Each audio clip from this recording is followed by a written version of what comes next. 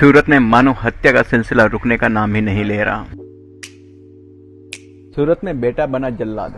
सूरत के सरथाना इलाके में सूर्या टावर में रह रहे स्मित जीवानी नामक युवक ने अपने माता पिता, पत्नी और बच्चे पर तेज धार हथियार से हमला कर किया घायल। पत्नी और बच्चे की हुई मौत। माता पिता इलाज के लिए अस्पताल में भर्ती कराए गए। दोनों की हालत नाजुक बताई जा रही है।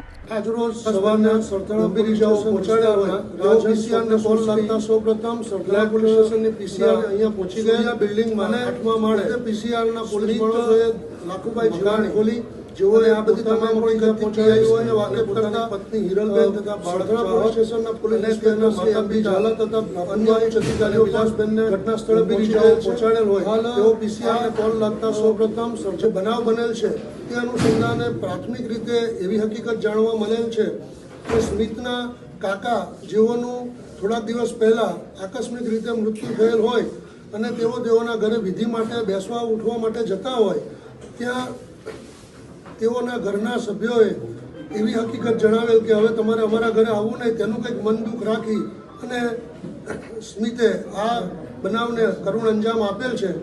આ બનાવની અંદર